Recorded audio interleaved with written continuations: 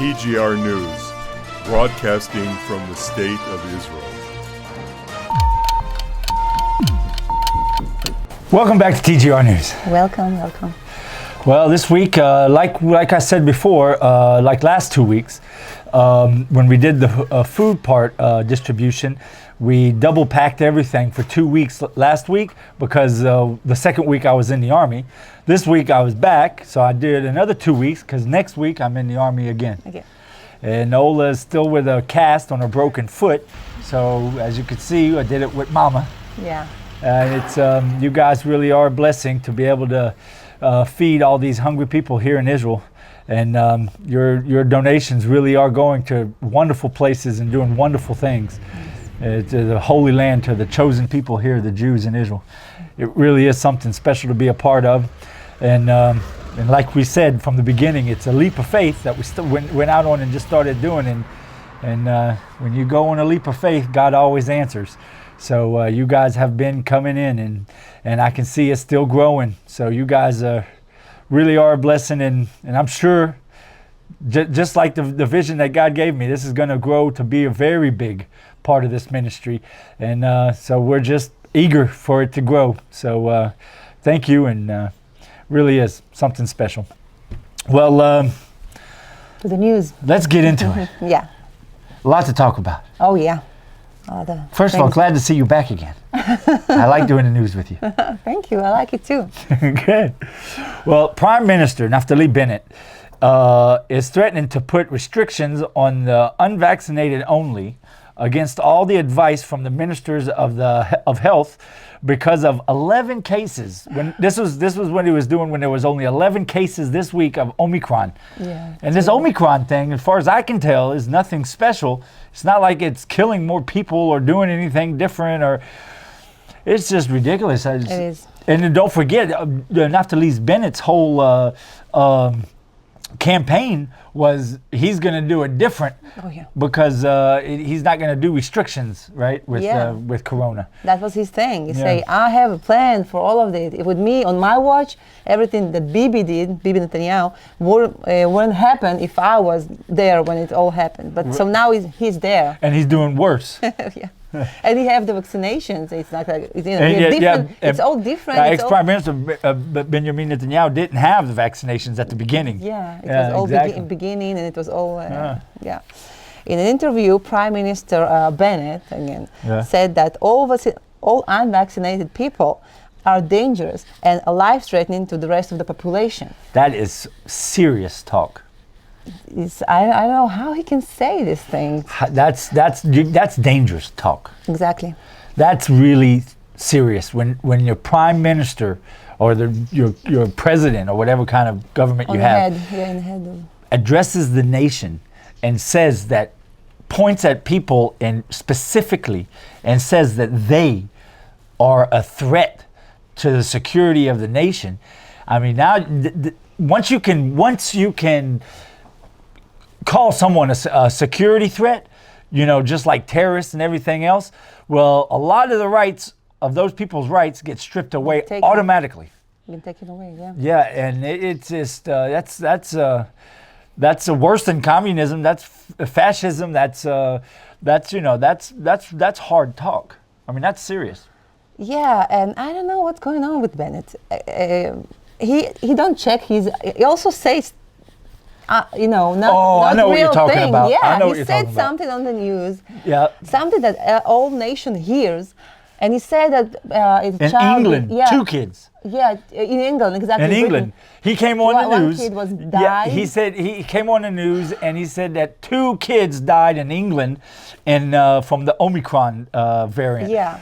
And then it was wrong. Yeah, they checked with England, and the lady there said, no, we don't have any casualties from none whatsoever, 0.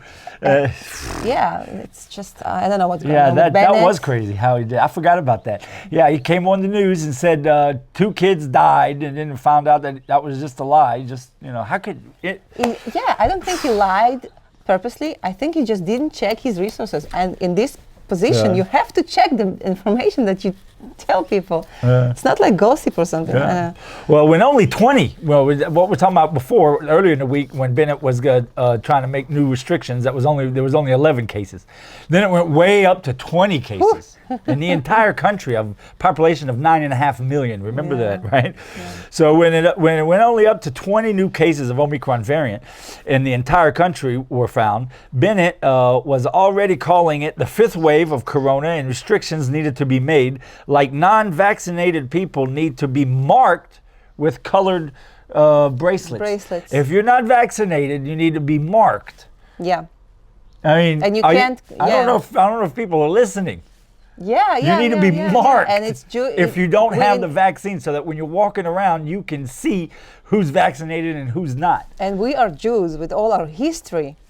Marked, it's something that we're supposed to know better. Exactly. Yeah. I mean, I don't understand this guy at all. Yeah.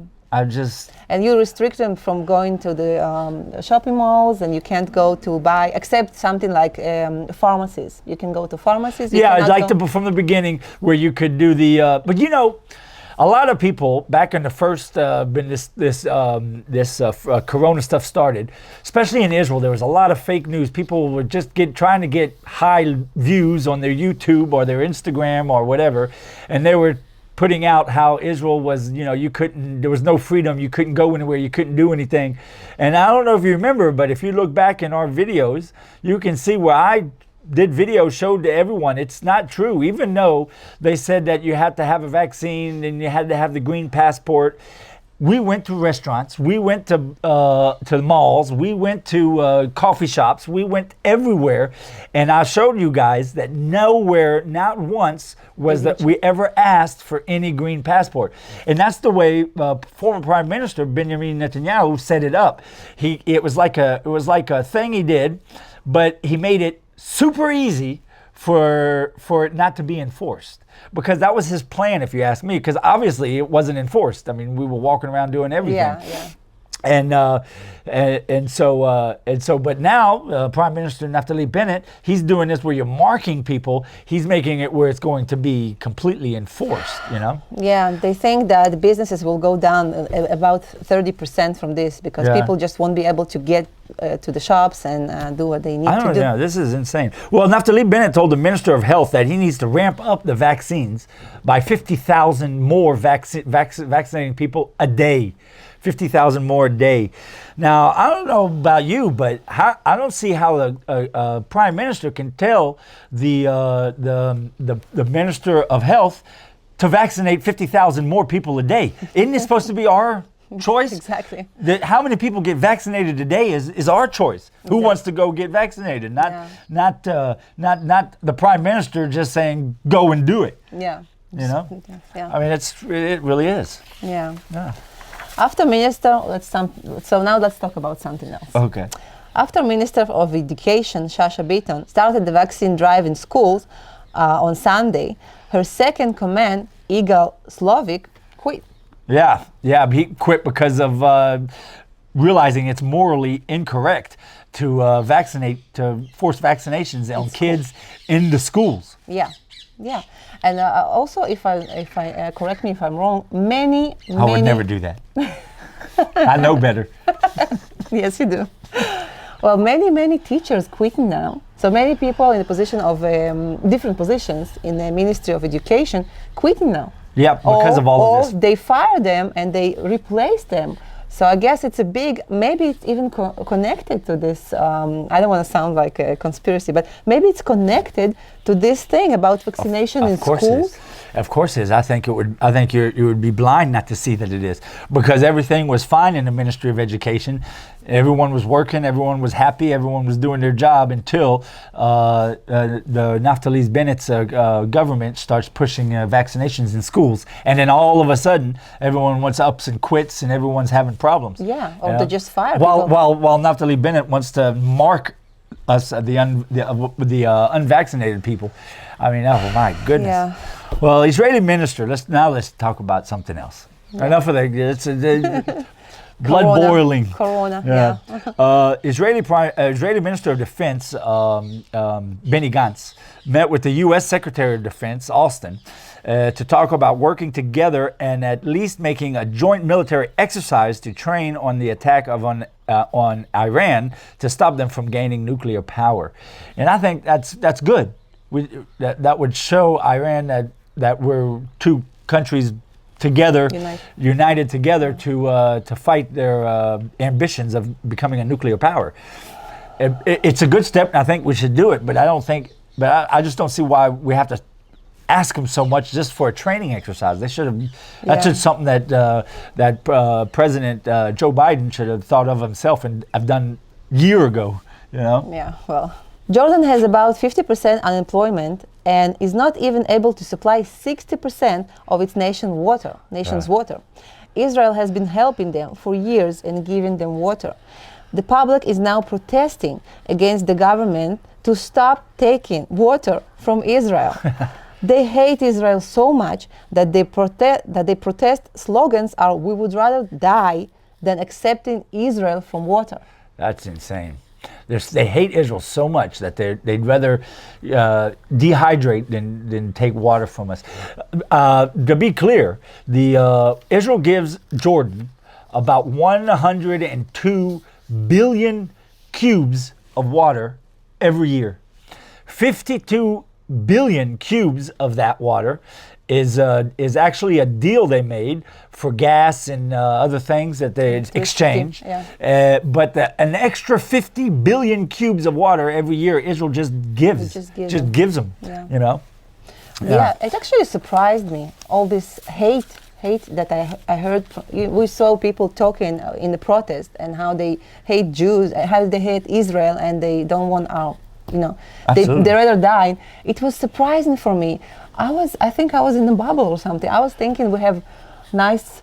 it's peace treaties and people go and travel there and go to Petra, which is one of the wonders of the world. And and they're in such bad situation, unemployment and all the water thing, and they just hate us so much they don't able to go past their hate and accept what they need, water. Yeah, absolutely. It just goes to show you how deep the hatred towards Jews in Israel goes in the Arab countries in this world, and it's just, especially this part of the world, it's a big problem.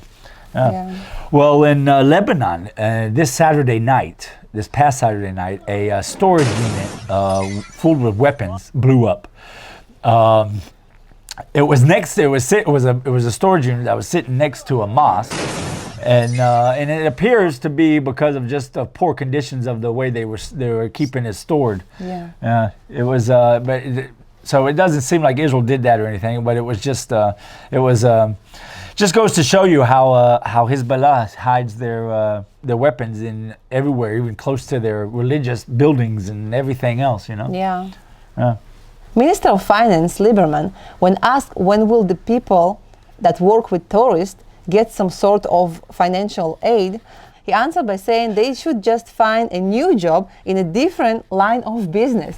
Can you believe he said that? I can't believe he said that. You're a minister of finance, the guy who's supposed to help you when the times are rough. That's why you pay taxes, and when it's time for the government to help in, that's Well, you should just change your job. We won't help you. Just change your job. Yeah, that's just amazing. It's so crazy. The tourism. I think, I don't quote me on this because I'm not sure, but if I remember the numbers correctly, I think tourism brings in every year, on average in Israel, it's like 30 or 40 billion shekels every year. That's a lot of money to the government in taxes and just bringing in money to the country, period, because it's all tourist money coming into the economy of Israel. And for a minister of finance to say something like that, and then on top of that, it wasn't like he was officially saying that. It was a phone call that someone had recorded, a private phone call that he was talking, where where he was just talking, it just made it even worse, because it means it was behind closed doors, just saying, well, don't worry about those people.